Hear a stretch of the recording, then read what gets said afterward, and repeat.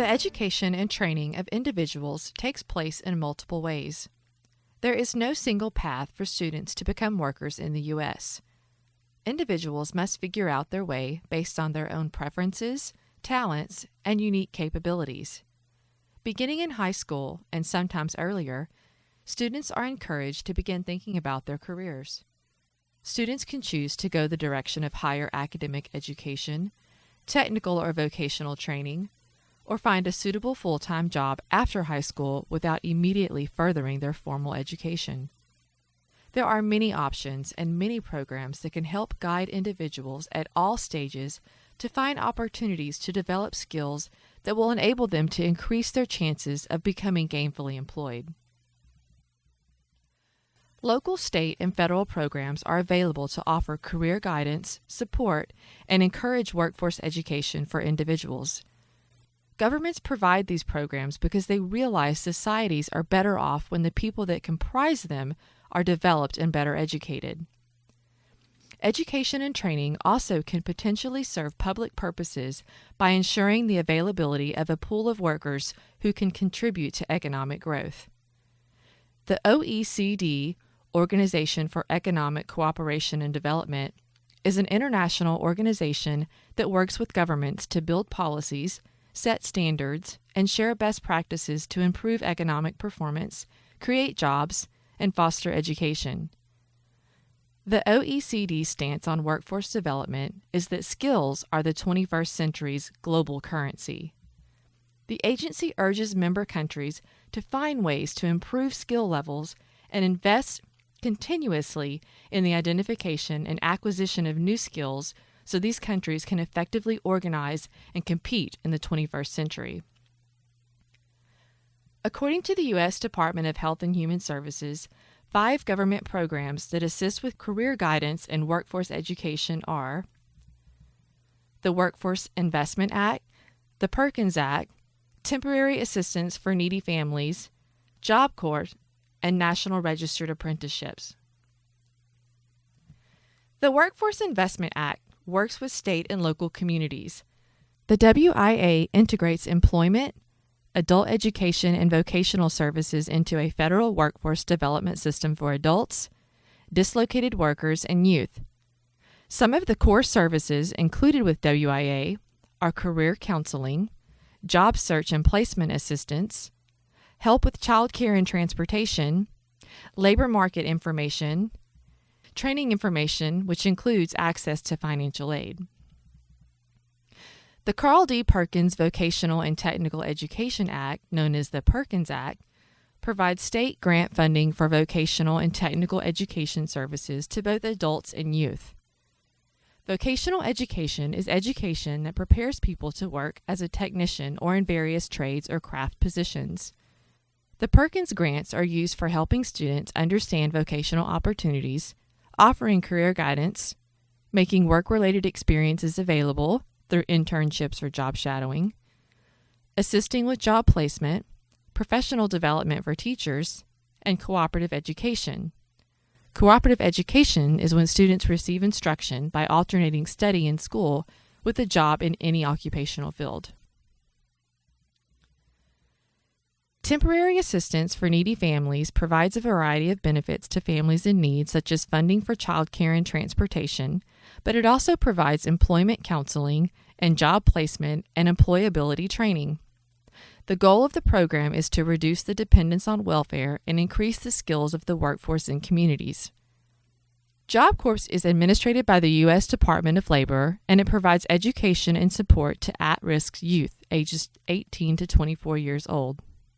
It works with local businesses and organizations to learn about workforce needs and then offers learning opportunities to students accordingly.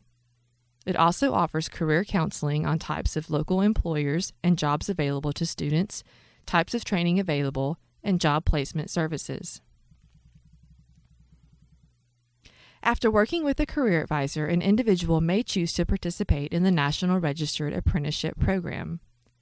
The National Registered Apprenticeship Program connects highly skilled workers to employers who are experiencing employee shortages by allowing them to be part of an employer-sponsored training program.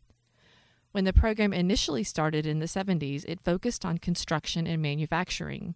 However, in recent years, the program has expanded to include careers in other areas such as healthcare. Today, more than 250,000 employers offer registered apprenticeships representing approximately 440,000 apprentices. Individuals may also utilize career guidance services through post-secondary education, employer career guidance opportunities, or seek out career counseling through a private practice. Individuals who choose to attend a private or state university can utilize advisors that will assist them in matching their strengths to available careers in their areas of interest or geographical preference. These advisors must be knowledgeable about workforce development and the expectations of the employers in the area. Universities and post-secondary educational institutions have regularly hired professionals in the field of psychology in the past for career counselors and advisors. However, more and more academic institutions are hiring experienced professionals from the corporate arena to serve as counselors and mentors to guide students. This allows the student to see what will be expected of them in a certain career, which makes it much easier to determine if that career path aligns with their personal career goals. Once students begin working with advisors and making decisions about what discipline they would like to study, campuses offer exposure and opportunities to explore multiple areas of the workforce. Students are given the opportunity to participate in career events or discipline-related panels and fairs organized by campus career centers where they can connect with alumni or employers to get information on particular jobs. They engage in informational interviewing to learn about work in a particular field and can start networking. They utilize library and internet resources for information and may participate in internship and externship programs where they observe and work with professionals. Such activities help students gain experience, build career-related skills, build mentoring and networking relationships, and further test their commitment to their career choice.